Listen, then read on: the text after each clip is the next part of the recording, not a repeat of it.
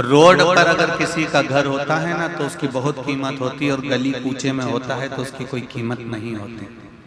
बोलो रे रायपुर वालों, सही है ना जी जी? रोड पर अगर किसी का घर होगा तो उसकी कीमत होगी, रोड पर अगर किसी की जमीन होगी, खेत होगा, प्लाट होगा तो उसकी कीमत होगी। पर शिव पुराण कहती है इंसान अगर रोड पर होगा तो उसकी कोई कीमत नहीं होगी, ये निश्चित। जमीन की कीमत रोड के किनारे हो सकती है, प्लाट की कीमत रोड के किनारे हो सकती है, मकान की कीमत रोड के किनारे हो सकती है, पर मनुष्य की कीमत रोड पर नहीं होती। शिव महापुराण की कथा कहती है एक मक्खी सब्जी पर बैठी और तुल गई तो 2 रुपए किलो के भाव में सब्जी की कोई कीमत नहीं होगी, उस मक्खी की कोई कीमत नहीं होगी। कबाड़े के ऊपर बैठकर तुल गई तो उस मक्खी की कोई कीमत नहीं होगी। पर वही मक्खी अगर सोने के ऊपर रखा जाए और सुनार सोना तोल रहा हो और मक्खी उस पर बैठ जाए तो वो मक्खी भी 5,000 रुपए की हो जाएगी, ये निश्चित है, उसकी कीमत बढ़ जाएगी। मक्खी अगर तुलते समय सब्जी पर बैठी है तो उसकी कोई कीमत नहीं है, मक्खी तुलते समय अगर किराने के सामान पर बैठी है तो उसकी कोई कीमत नहीं है, मक्खी तुलते हुए कबाड़े के सामान पर बैठी है तो उसकी कोई कीमत नहीं है। और वही मक्खी अगर सोने पर सोना तुल रहा है और उस पर अगर मक्खी बैठ गई है तो वो मक्खी की कीमत भी अपने आप बढ़ जाएगी। उसी तरह आप किस जगह पर बैठ रहे हो, किस चौराहे पर बैठ रहे हो, किस पान की दुकान पर जाकर बैठ रहे हो, किस गुमठी पर जाकर बैठ रहे हो, किस पेड़ के नीचे जाकर बैठ रहे हो, किस रोड पर जाकर बैठ रहे हो, उसकी कीमत नहीं है।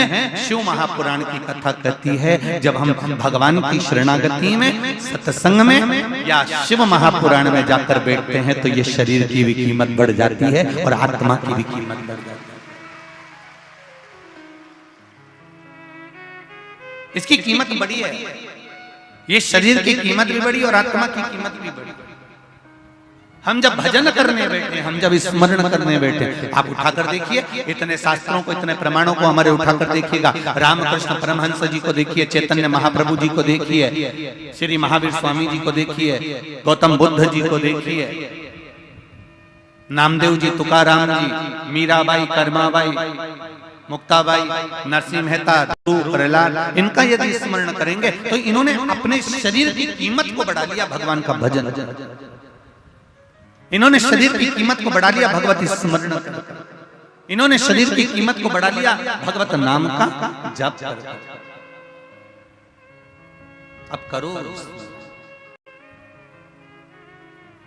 शंभु शरणे पड़ी मांगू घड़ी रे घड़ी, दुख काटो दया करी ने दर्शन आपो।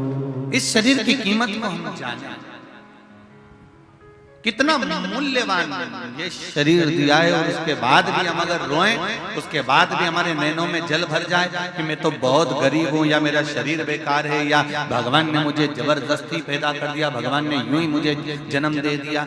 एक बात बहुत अच्छे से याद रखना, पहले भी कथा में कही, आज फिर कहते हैं, यहाँ जितनी मेरी बहनें बैठी हुई हैं, जितनी माताएं बैठी हुई हैं, जितने भाई लोग बैठे हुए हैं और जितने भी बांधव लोग यहाँ बैठे हुए हैं, आप सोने वाले कमरे में या अपने कक्ष के अंदर कोई भी अटाला चीज नहीं रखते।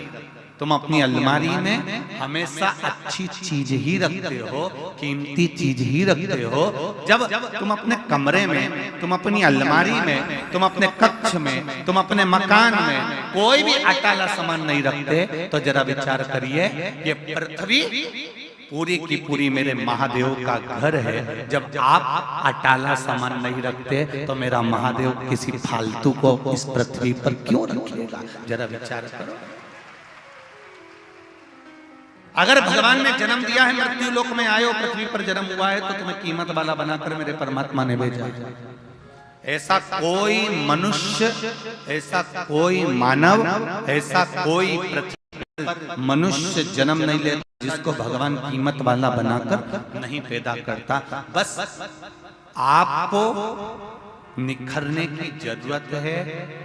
दुनिया की ठोकरें खाकर अपना कर्म करते करते और कर्म को प्रधान मानकर जो आगे बढ़ता चले जाता है, मेहनत करता चले जाता है, वो एक दिन आगे बढ़कर उन्नति की सीढ़ी पर चढ़ ही जाता है। पहले कर्म को प्रधान मानना।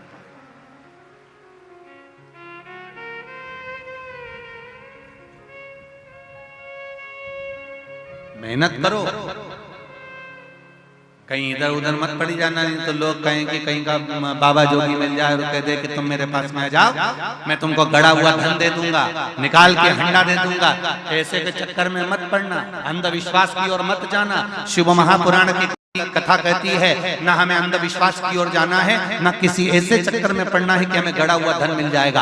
आपको धन मिले, भोलेनाथ जी से कहना भोलेनाथ मुझे किसी का धन नहीं चाहिए, शंकर जी से कहना बस इतनी कृपा करना कि मेरे भाग्य में जो लिखा हुआ है वो धन मुझे दे दे, बस इतनी कृपा कर दे, मुझे दूसरे भाग्य का नहीं चाहिए।